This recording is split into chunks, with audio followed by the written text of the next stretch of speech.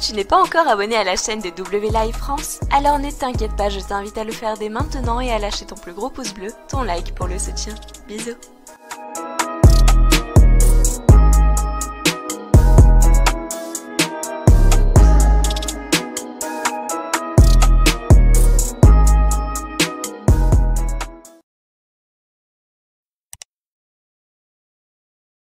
Actuellement, s'il y a bien quelque chose que je reçois énormément sur mes réseaux sociaux comme question, c'est Mathieu, est-ce que le live event de Paris le 16 mai sera-t-il annulé? Effectivement, suite à ma vidéo donc de mercredi, donc la vidéo news, j'ai parlé de WrestleMania 36 qui pouvait être potentiellement annulé à cause du coronavirus. Normalement, WrestleMania 36 devrait être maintenu. Ça, il n'y a pas de souci.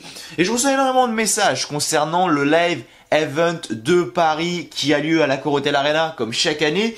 Et là par contre c'est différent. Et là on va en parler. Je voulais faire une vidéo news tout simplement pour parler de ça, mais je décide de le faire en vidéo. Tu vois, peut-être que j'en reparlerai dans une vidéo news quand ça sera officiel entre guillemets, car pour l'instant ce n'est pas officiel, mais je tenais à en parler. Comme ça, voilà, vous savez tout, vous pouvez m'envoyer des messages, je continuerai à vous répondre, que ça soit sur Twitter, Insta, Snap, bref, vous avez tout juste en dessous de moi sur le magnifique layout fait par Valerio encore une fois. Donc justement, on me pose beaucoup de questions concernant tout ça. Alors, il faut savoir que je ne travaille pas pour la WWE, je ne travaille pas à la Corotel Arena, etc. Je suis pas l'organisateur. Mais voilà, il y a beaucoup de news qui me parviennent, j'ai beaucoup de news que j'arrive à voir. Et effectivement, la Corotel Arena, le show à la Corotel Arena à Paris, c'est vrai que là, c'est un peu compliqué. Effectivement, c'est plus compliqué que pour WrestleMania. On peut dire, alors je vais pas dire qu'il s'est mort, tu vois, mais je vais dire qu'il est réellement en danger. Le show, très clairement, c'est en mai. Donc d'ici là, il y a le temps. Même si bon, voilà, on est mi-mars, donc c'est dans 2 mois à peu près maintenant, un tout petit peu plus de 2 mois. On a le temps, on va dire. Mais honnêtement, ça pue. Voilà, honnêtement, honnêtement, ça sent pas bon. Le show, pour moi, est réellement en danger avec toutes les news qui circulent ou quoi. C'est réellement en danger. Honnêtement, ça me fait chier. Tu vois, que ça soit comme ça, que ça soit en danger, que à cause du coronavirus, là, machin, tout ce truc qui monte à la tête des gens, enfin, c'est... Ok, ok, faut pas le choper. Tu vois, mais c'est un truc qui monte réellement à la tête des gens. Je veux dire, hier soir, je vais à un entraînement. Tu vois, je vais à un entraînement. Je veux serrer la main d'une personne qui est plus grande que moi, tu vois, donc j'ai rien dit, tu vois, j'ai du respect pour les personnes qui sont plus âgées que moi. Je viens pour lui serrer la main, il me dit non, je te serre pas la main à cause du coronavirus, mec, c'est bon, je suis pas malade, tu vois, ça c'est un truc qui monte avec tous les médias, BFM TV, M6, W9 et tout, tous les médias qui parlent de tout ça, du coronavirus, de tout ça, ça monte réellement à la tête des gens, mais bref, ça c'est notre histoire. Mais voilà, le show malheureusement à la Corotel Arena, à mon avis, n'aura pas lieu. Et réellement ça me fait chier parce que c'est toujours les meilleurs moments, réellement les shows à la Corotel Arena. En fait la journée, tu vois, du live event de Paris, réellement c'est pour moi la journée la plus kiffante de l'année. Parce que je vois les superstars en vrai.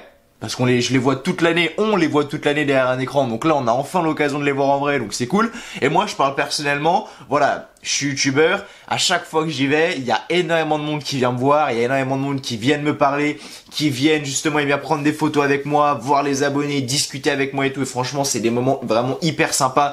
Et j'adore ça, vraiment. C'est pour ça qu'en fait, à chaque fois que j'y vais, je suis toujours content. Parce que à peine je sors, je fais 10 mètres, il y a quelqu'un qui vient me voir et tout, on tape la discute, c'est hyper sympa, il y a un deuxième gars qui vient et tout, et puis en fait, je suis jamais tranquille à la fin, et franchement, j'adore ça vraiment, et c'est pour ça que les gens qui viennent me voir et tout, qui viennent me parler et tout, franchement, j'adore ça vraiment. Et c'est pour ça que les live events, c'est toujours un moment hyper convivial et tout, et honnêtement, s'il est annulé, honnêtement, ça me ferait grave chier, parce que c'est un moment que j'adore chaque année, et qu'il soit annulé comme ça, honnêtement, ça me ferait chier. En réalité, maintenant, faut garder espoir, mais la Corotel Arena annule beaucoup d'événements, effectivement. Alors là, le gouvernement a interdit les rassemblements de plus de 5000 personnes. Mais bon, quand on regarde justement les matchs de foot, etc., les stades sont remplis. Donc va comprendre, je comprends pas trop leur délire, mais bref. Est-ce que c'est peut-être parce que c'est en plein air et à Corotel Arena, justement, c'est fermé? Honnêtement, j'en sais rien. Mais c'est interdit aux plus de 5000 personnes, et la Corotel Arena, généralement, c'est 11 000. 12 000 par là quand il y a un show WWE. Donc généralement ça serait un peu compliqué. Maintenant faut voir ce que ça va donner. C'est une news à suivre de très près. En réalité, rassemblement de plus de 5000 personnes, ça va être compliqué pour un show. Maintenant, est-ce qu'il va être annulé? J'en sais rien. Je verrais bien, mais vu le nombre d'événements qu'annule l'Accor Hotel Arena en ce moment et surtout les événements qui sont autour du Live Event de Paris, ça m'étonnerait fortement que le show justement soit maintenu. Je sais pas comment ça va se démerder, je sais pas si ils vont rembourser, je sais pas si ils vont justement, déplacer le show. Honnêtement, j'en sais rien du tout pour l'instant. C'est maintenu, on va pas parler de malheur, mais voilà. On croise les doigts tous ensemble parce que quand j'entends des petites news qui me disent, qui sont parvenues dans l'oreillette et qui me disent bon, l'Accor Hotel Arena, ça va être mort, moi ça me fait chier. Réellement. Mais bon, bref. C'est tout ce que je voulais vous dire. Parce qu'on parle de ça, parce que c'est bien plus intéressant pour ceux qui vont pas voir les shows WWE en France, je pense que vous en foutez, mais pour ceux qui y vont, ça fout grave le seum quand même, et je sais que parmi mes abonnés, il y a un grand nombre qui y va, et ça aurait été un plaisir comme chaque année de vous voir. Maintenant on va parler de SmackDown. Les potes, SmackDown, qu'est-ce qu'il y a d'intéressant du côté de SmackDown? SmackDown qui a pour habitude d'être la même chose chaque semaine. Tu vois, est-ce que là il y a eu du changement? Légèrement, et c'était un légèrement mieux cette semaine, mais vraiment légèrement, tu vois, c'était pas non plus l'extase, c'était légèrement mieux. Il est 9h49 du matin, on est le 7 mars, j'espère sortir la vidéo le plus rapidement possible pour que vous l'ayez. Je me suis réveillé à 8h pour regarder le show, etc. Et voilà, SmackDown qui réellement aujourd'hui est un show qui depuis plusieurs semaines, plusieurs mois maintenant est assez répétitif. On voit les mêmes choses chaque semaine, c'est pour ça qu'à un moment j'avais pas fait de review pendant 2 semaines d'affilée, il me semble, parce que SmackDown était d'une qualité horrible et j'avais réellement pas envie, donc je vais pas me forcer à faire des choses dont je n'ai pas envie de faire. Mais SmackDown ce soir qui est légèrement mieux, et en fait il y a une storyline en fait qui à la base ne donne pas envie. Je veux dire, on vous dit une storyline entre Otis et Dolph Ziggler. Qui peut s'asseoir à ma table devant moi et me dire ah ouais, Otis, Dolph Ziggler, honnêtement comme ça, avec les deux noms Otis, Dolph Ziggler, honnêtement ça me donne envie. Peut-être pas, mais c'est peut-être actuellement la meilleure storyline de SmackDown. Et je déconne pas avec vous les gars. C'est peut-être la meilleure storyline de SmackDown. Avec toute cette histoire qu'il y a eu autour de la Saint-Valentin, ça va bientôt faire un mois, ouais, la semaine prochaine. Ça fera un mois déjà que la rivalité a été lancée. Avec justement Dolph Ziggler qui s'est mis à la place de Otis pour la putain de Saint-Valentin. Et toute cette histoire autour de Dolph Ziggler Otis, c'est la meilleure. À SmackDown, sérieusement. C'est la meilleure, bordel, avec tout ce qui se passe autour de Mandy Rose, de Otis, de Dolph Ziggler. Je veux dire, ce soir, on a Fire and Desire, donc Mandy Rose et Sonya Deville, qui affrontent, Sasha Banks et Bayley. Non, ça c'était Lacey Evans et Naomi. Qui c'est qu'elles ont affronté, Fire and Desire? Dana Brooke et Carmella. Ouais, c'est ça, Dana Brooke et Carmella. Elles gagnent ce match. On a Dolph Ziggler couture du ring qui lève la main à Mandy Rose et Sonya Deville.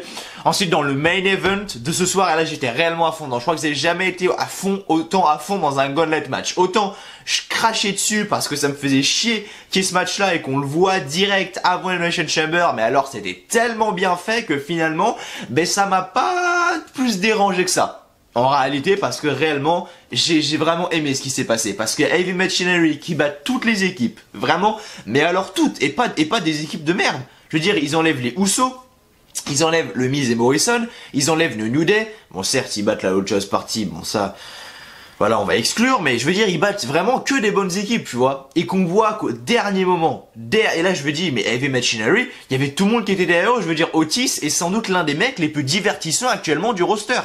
Et je veux dire, le mec arrive, il est là, il est en train de danser, il fait ses trucs machin avec son gros ventre et tout. Enfin, vraiment, le mec est hyper divertissant.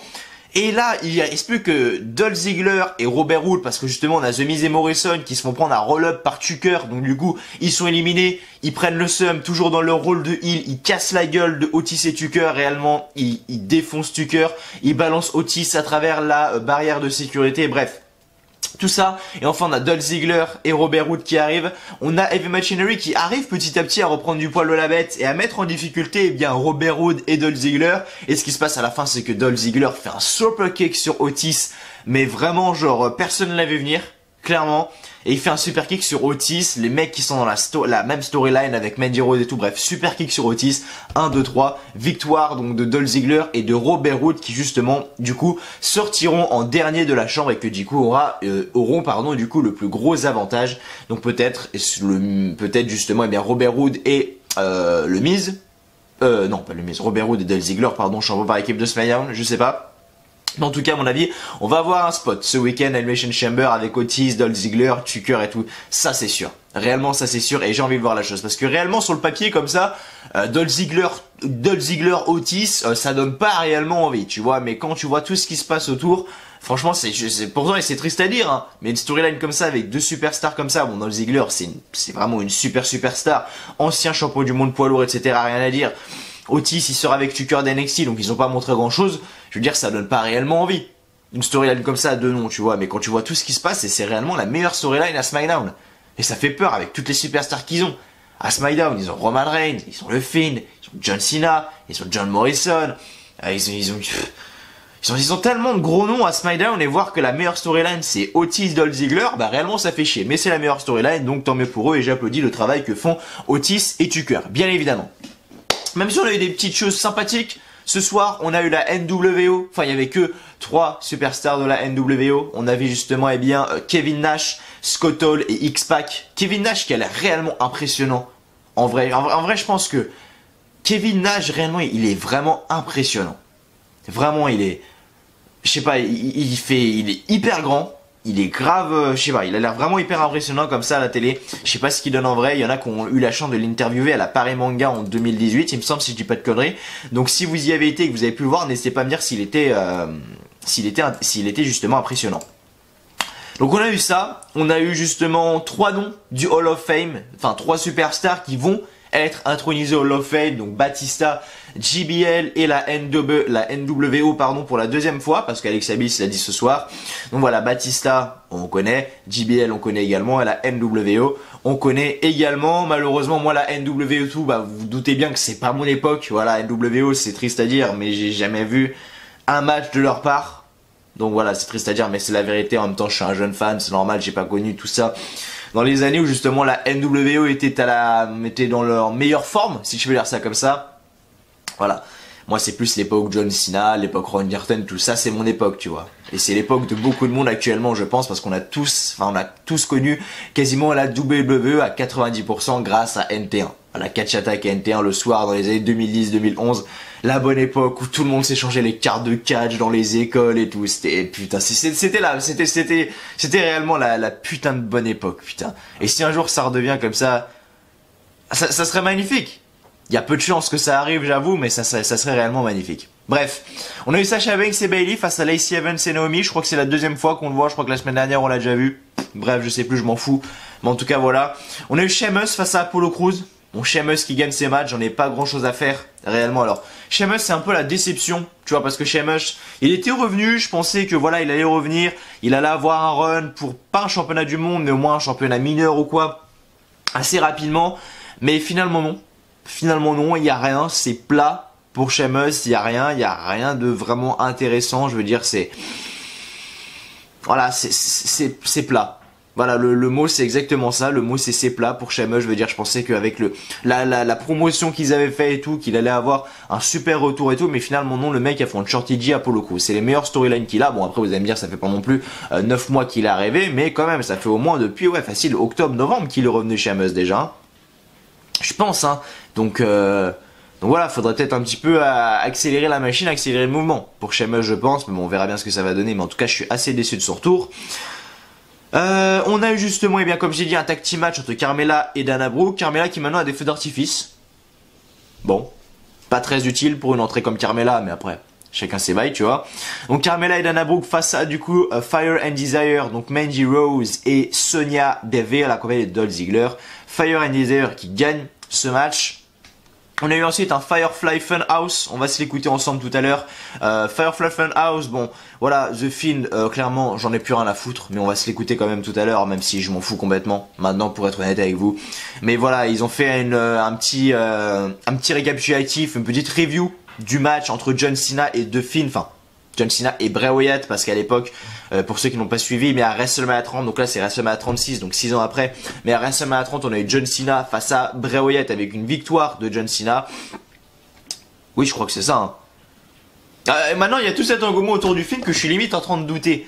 Attendez, j'ai regardé sur Google, mais pour moi John Cena, oui, avait battu le Fiend, enfin attends, à l'époque c'était Bray Wyatt, maintenant c'est Fiend, mais John Cena vs Bray Wyatt. WrestleMania 30. Que je me gourre pas. Qui c'est qui avait gagné? On va regarder les vidéos sur YouTube au hasard. On va prendre un highlight. Alors. Pour moi c'était John Cena qui avait gagné. Oui c'est ça, oui. Ouais voilà. Ouais. Je sais pas, il y a tout cet engouement autour du film et tout, ça m'emmêle les pinceaux dans mon cerveau. Mais en tout cas voilà, ils ont fait ça et on va se l'écouter tout à l'heure ensemble parce que c'était un segment assez sympa, voilà, Firefly Funhouse. C'est assez répétitif quand même, mais bon, c'est pas non plus déplaisant. Là, on a une rivalité justement qui va s'enclencher, qui va arriver justement, je pense, entre King Corbin et Elias. Tuez-moi d'avance, vraiment, butez-moi d'avance, s'il vous plaît, parce que j'ai réellement pas envie de voir ça. S'il vous plaît, tuez-moi d'avance, vraiment. Comment tu construis une storyline à la WWE? T'as un mec qui est au micro, en interview, tu vois. T'as un mec qui arrive, qui fait du bruit avec sa guitare. T'as le mec de l'interview qui est pas content, qui va voir le mec avec la guitare et qui lui dit mec, qu'est-ce que tu fous à interrompre mon interview? Voilà comment on construit une storyline. Et du coup, King Corbin contre Elias va avoir le juste pour ça. Parce que King Corbin était en interview et Elias, le mec, a fait du bruit avec sa guitare. Voilà comment on construit une storyline à la WWE. J'ai un bouton là. Ah. Et enfin, du coup comme je l'ai dit, le Gauntlet match. Avec justement Heavy Machinery qui a battu toutes les équipes. Ils ont battu le New Day, la Lucha House Party, les Usos, le Miz et Morrison. Et du coup il reste juste Dolph Ziggler et Robert Roode. Mais finalement non, c'est Dolph Ziggler qui fait un super kick sur Otis. À la vitesse de l'éclair, vraiment personne ne l'avait venir. Et Dolph Ziggler et Robert Roode gagnent ce match et donc auront la dernière position du Elimination Chamber. Mais sinon SmackDown n'était pas oufissime. Comme d'habitude, je veux dire, c'est pour ça que j'ai pas réellement énormément de choses à dire. Allez voir ma review de cette semaine, ma review de Raw, si vous n'avez toujours pas vu, ou là par contre il s'est passé des choses, et où là réellement j'ai des choses à dire, putain. Mais je veux dire que là il y a rien eu en fait. Il y a, comme d'habitude, SmackDown c'est fat, c'est mou, c'est... Je sais pas ce qu'il faut pour les relancer, mais Raw actuellement est un haut niveau avec juste la storyline entre Randy Orton et Edge, la storyline entre McIntyre, Brock Lesnar. Réellement, c'est du top level. Et SmackDown en fait est réellement en train de, je sais pas s'il patoche dans la smooth, je sais pas ce qu'il fout, mais en tout cas c'est vraiment pas intéressant et c'est vraiment pas un programme divertissant. Je trouve, même si le show de ce soir était quand même bien mieux que les shows de ces précédentes semaines. On va pas se mentir. Bon les amis, merci à vous de me rejoindre sur cette review de SmackDown. J'espère qu'elle vous plaît. Merci à vous de me rejoindre comme je l'ai dit tout simplement. Si vous n'avez toujours pas fait, n'hésitez pas à lâcher un gros like, un gros pouce bleu tout simplement. N'hésitez pas à vous abonner à la chaîne WLive France si vous n'avez toujours pas fait. Normalement il y a peut-être des nouveaux qui sont là sur la chaîne. Beaucoup de nouveaux sans doute. Je vais pas le dire parce que logiquement la review sortira avant 18 h. Donc j'ai pas le droit de le dire.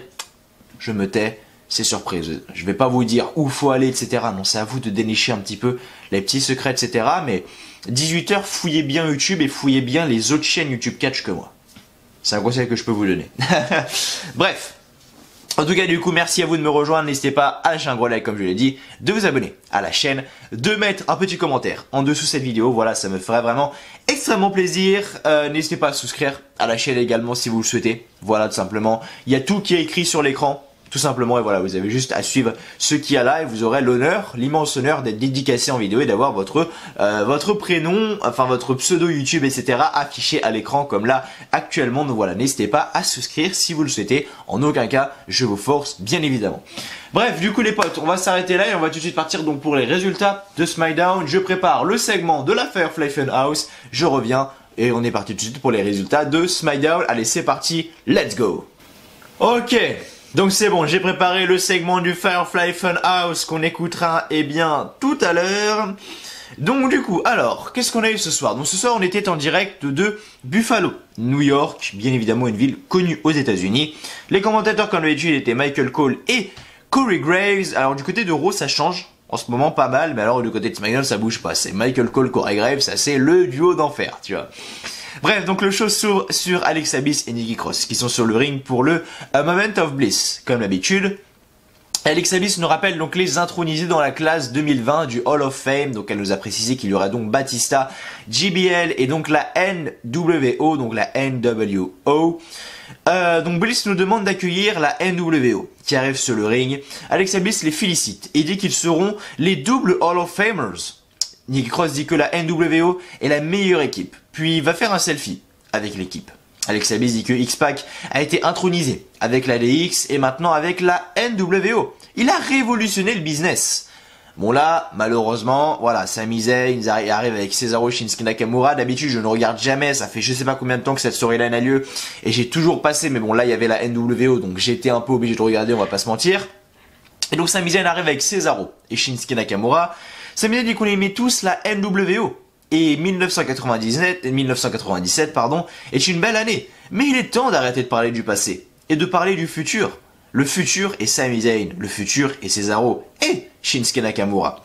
Kevin Nash dit que Sami Zayn parle beaucoup pour quelqu'un qui ressemble à Seth Rogen après 2 semaines de grippe intestinale. Seth Rogen, je sais pas comment ça se prononce, je m'en fous.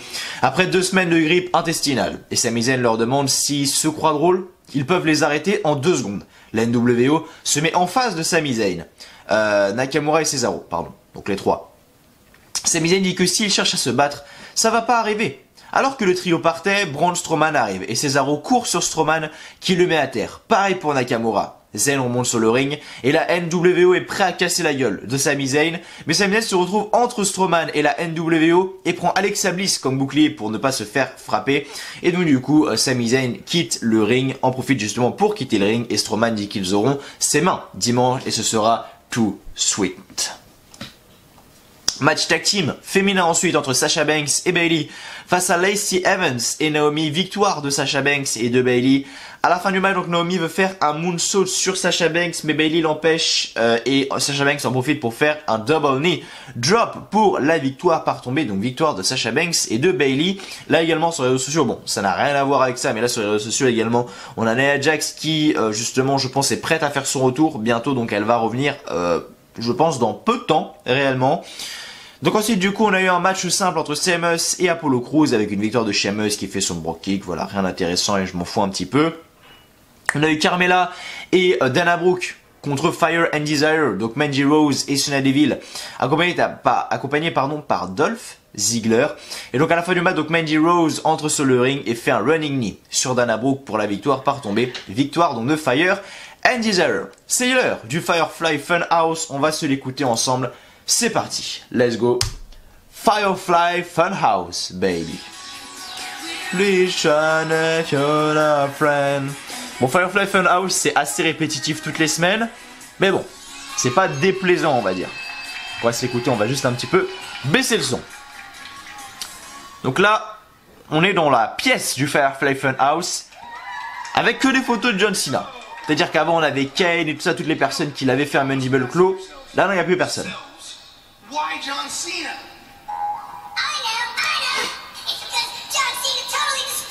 Donc Bray Wyatt demande ce qu'on pense. On doit demander pourquoi John Cena.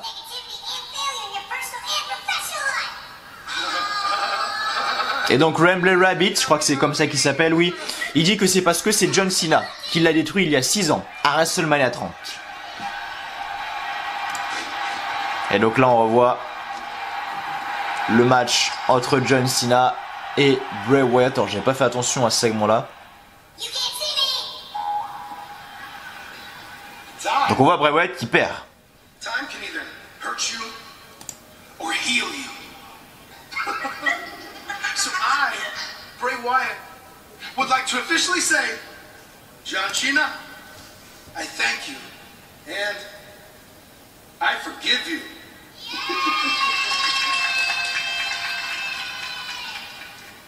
However, there is a catch. John Cena also helped create something else. Ok. Donc là en haut il nous dit que la Firefly Funhouse, hein, c'est grâce à John Cena si la Firefly Funhouse existe, donc il le remercie. Mais John Cena a réussi à aider à construire quelque chose d'autre. Un être construit sur la douleur et alimenté par la vengeance.